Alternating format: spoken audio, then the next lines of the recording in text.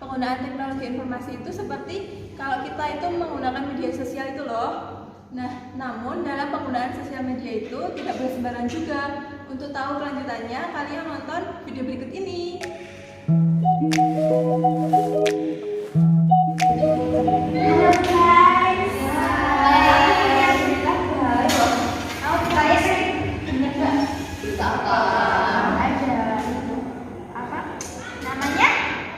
Biasa kerjaan kita apa gibah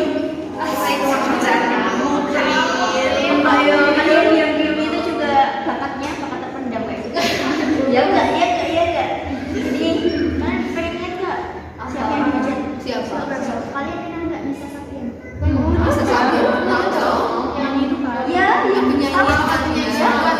tahu kasusnya apa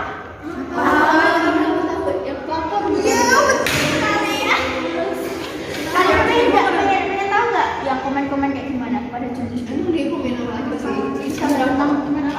ya Instagramnya mereka itu ngatain yang mbak pelapor. Aku juga mau ikutan komen. Ini nggak boleh. Kenapa?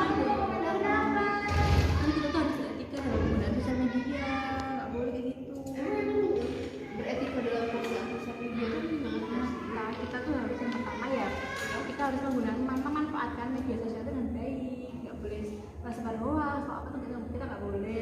Itu juga nggak boleh loh komen-komen yang negatif sama perempuan apalagi itu kan. Kita nggak boleh kayak gitu. Kan aku cuma ikut-ikutan. Kita nggak boleh kalau ikutan kayak gitu kan. Terus tuh kita tuh harus juga bisa menjaga privasi, ya kan Mbak Sapri? Oh iya, kita kalian tahu nggak? Kalau dalam media sosial, terutama teknologi informasi itu kita tuh harus hati-hati loh dalam data informasi pribadi kita. Dan dalam penggunaan itu kita tuh harus jaga privasi betul-betul. Pertama, apa yang kita lakukan ini teman-teman, yaitu mengatur kata sandi yang benar-benar kuat. Jangan kita masukkan kata sandinya nama, alamat, atau tanggal lahir kan udah jadi lihat orang nanti kena scam dong kita. Kedua juga teman-teman kita juga dapat loh mengaktifkan two factor. Tahu nggak sih two factor yang kayak kalau kita mau verifikasi sesuatu itu kayak dikirimin kode OTP. Nah kode OTP ini jangan sembarangan diberi sama orang teman-teman, nanti kena scammer. Dan dalam perlindungan privasi kita juga kita tambahin nih perlindungan ganda kayak menggunakan sidik jari kan, atau menggunakan wajah foto selfie kita kan bisa juga kan.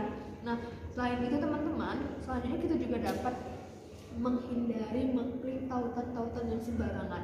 Kadang sering nggak sih teman-teman dapat pesan yang diteruskan, dapat bonus, klik tautan ini kamu akan dapat bonus 50 giga gitu kan. Nah itu hati-hati teman-teman, karena kita harus itu tuh salah satu langkah scammer. Nah kalau kita udah klik itu, kita nggak tahu data kita udah kemana. Mungkin data kita nanti kalau dari scam, data kita bakal digunain untuk hal-hal yang negatif, kayak bisa pencurian atau pemerasan. Kita kan nggak tahu, misalnya dia scam data kita atau dia meras sama teman kita, kan kita nggak tahu atas nama kita kan, ruginya diri kita sendiri ya kan.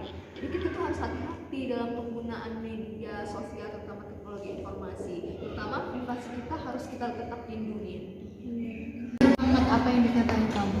Jadi tahu nggak sih kalian kalau kita tuh nggak beretika dalam menggunakan teknologi informasi itu kita ada dampak buruknya. Yang pertama itu kita terkena pidana, terus yang kedua terjadinya pelanggaran hak cipta juga, yang ketiga juga kita juga menyinggung perasaan orang lain, menyinggung hati orang lain gitu, dan juga kita apa ya nanti ya jadi bullying kayak gitu. Nah benar banget tuh Kak. Terus toh kita tuh sebelum bersosial media itu toh kita ada etikanya. Yang pertama itu di dalam bersosial media itu menggunakan bahasa yang baik dan sopan. Terus yang selanjutnya yang lain tuh menghindari penyebaran salah, kayak April lagi bilang ini gitu kan, gosip nih baru nih. Terus April tuh seharusnya melihat lagi, meng-cross check benar nggak sih gosipnya itu, benar nggak sih Nisa Sabian itu pelakor gitu. Terus sebelum itu April juga mau apa tadi menghujat kan, komentar Mbak pelakor gitu ya. Jadi tuh April tuh jangan kayak gitu April, kasihan juga orang yang jadi pembulian tadi katanya. Terus itu lagi tadi pas April datang mengumbar informasi si Mbak Nisa Sabian itu jadi pelapor. Jadi janganlah kayak bully, jangan kayak gitu. Terus beretika juga sebelum bersosial media itu April. Berarti kalau mau bersosial media itu harus ada etikanya ya? Aku tuh baru tahu kalau misalnya ada etikanya. Berarti kalau kita dapat berita itu kita nggak boleh kayak menelan mentah-mentah gitu ya. Kita harus nyari tahu dulu hoax apa bukan gitu ya. Makasih ya teman-teman udah kasih tahu aku. Jangan jadi tukang gosip lagi, Pri.